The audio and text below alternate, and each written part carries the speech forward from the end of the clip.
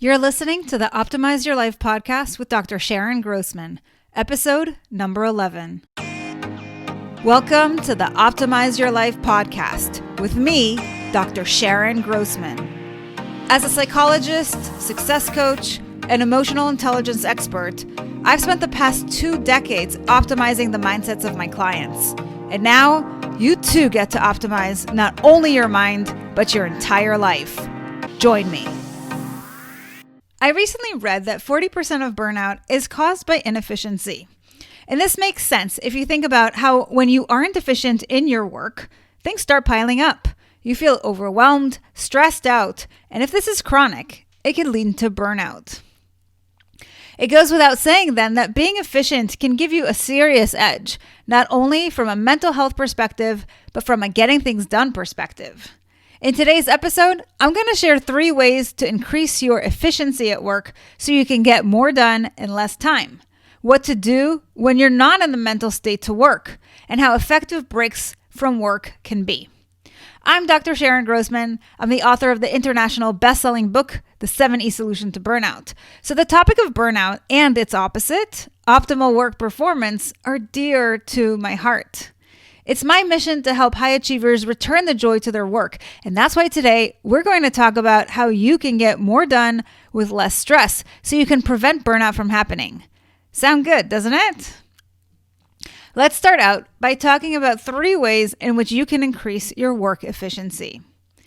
Henry David Thoreau once said, "It's not enough to be busy, so are the ants. The question is, what are we busy about?" Consider this as I share ways to engage differently with your work. The first thing I want you to consider is this. You need to mentally prioritize everything before you do it. Group tasks into ones that are most important and then do those well.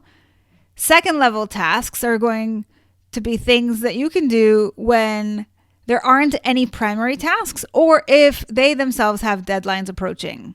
Then get them done quickly. What, you might be wondering, should you do with everything else? Get rid of it.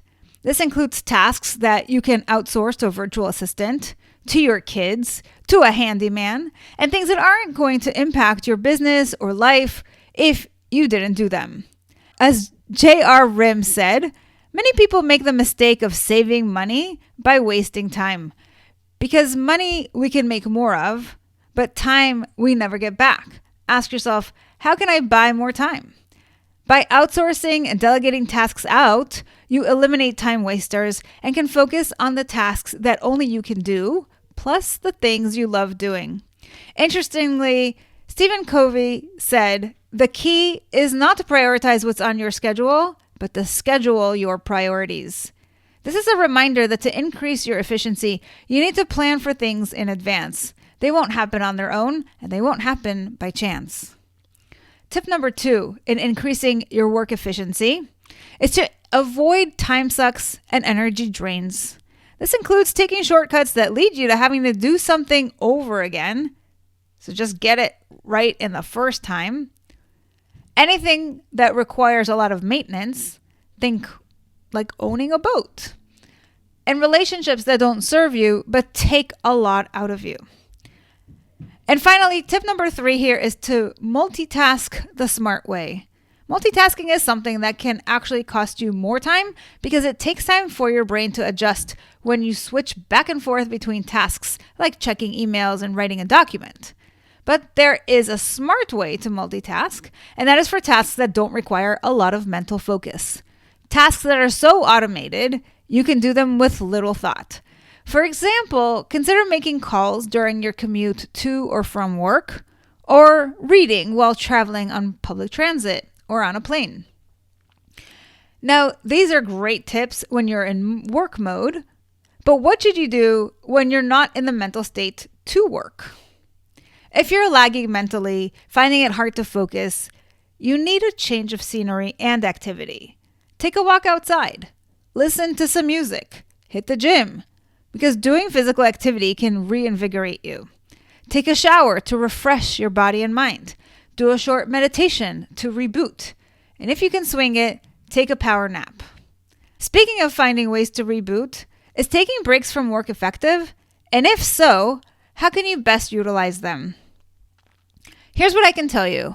Working requires mental focus, and your brain may only be able to stay tuned into your work for 20 minutes at a time.